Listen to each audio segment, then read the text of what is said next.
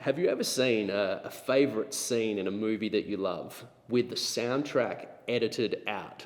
It's almost like all of the energy, all the pop, all of the passion of that moment is just kind of sucked out of that part of the story. When I reflect on the Easter story, and in particular the road towards the crucifixion, there are three pictures of Jesus that if they're kind of forgotten or sucked out or taken away, the whole story stops making sense for me. And the first of those pictures is one of the pictures that we remember on Palm Sunday, Jesus entering Jerusalem. And for me, here he is as the King of Jerusalem. Great crowds are gathered for the Passover festival. Stories are circulating left and right about the teachings of Jesus, the miracles of Jesus. And the gathered Jewish population is beginning to believe that this Jesus could be the Messiah, the King that was promised.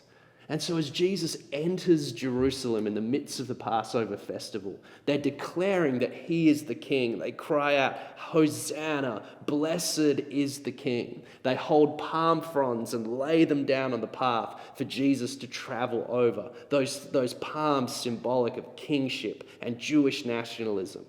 This is where Jerusalem was crying out that our King is here. It was a picture of great strength, of great power, of great authority. And this is central to who Jesus is, our King that is strong. But in the midst of this scene, there's this little tiny detail that points towards something more.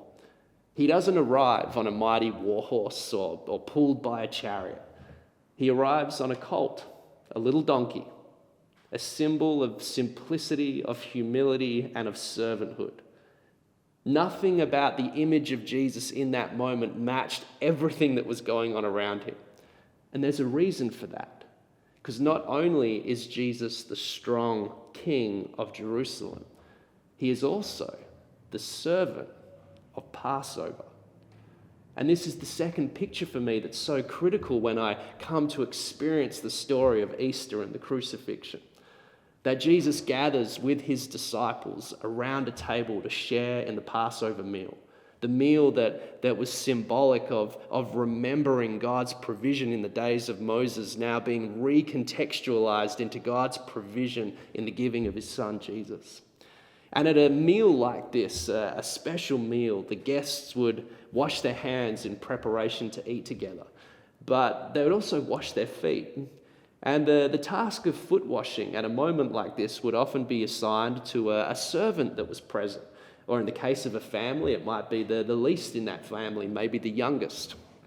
And as you read this story across the Gospels, you get a sense that the disciples in this moment start to have an argument about who the greatest is, and perhaps who should be the one that should be washing everyone's feet.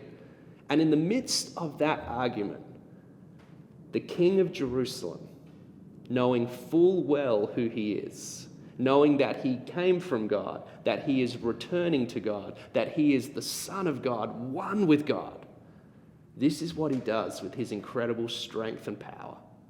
He gets up, takes off his outer robe, wraps a towel around his waist, fills a basin, and one by one washes the feet of all of his disciples. And as the servant of Passover, Jesus displays his incredible heart, his incredible sacrificial heart, his incredible kindness. And it's both of these pictures that we need to hold on to as we actually get to the final picture that for me is so important. As we go to the cross and we see Jesus as the Redeemer of Golgotha, the Redeemer of the cross. As we think of that scene, we can imagine Jesus upon the cross. But it's important to remember that there were two other people with him, one on his left, one on his right, being crucified as well that day. Now, the first criminal, he said to Jesus, if you're really the Son of God, if you've got all this strength, if you've got all this power, use it and set us free.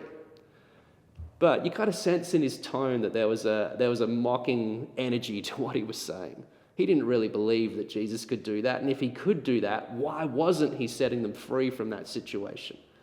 That first criminal who deserved to be there, really what he was asking for was mercy. He didn't want the consequence of his sin.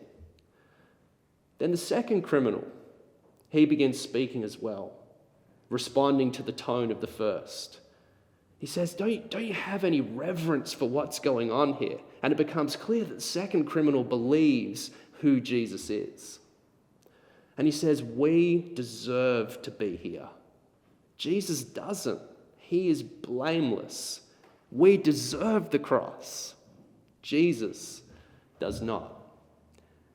And then both the strength of Jesus and the love of Jesus, the kindness of Jesus, come together to create salvation. And what he communicates to that criminal is he says, I have the strength to do this, and I have the heart to do this. You will be with me in eternity this day. So the first criminal, he wanted mercy. The second criminal understood justice. But the reason that Jesus is the hero of Golgotha, equipped with both the strength and the heart to complete his task, the reason he's that hero is because although he got what he didn't deserve on the cross, through it, he gives me what I could never deserve, which is his grace, his love, and righteousness before a loving God. Those are the stories of Easter that matter to me, that show me that my faith is in the man of strength, it's the man of kindness, and the man that's the redeemer of my soul.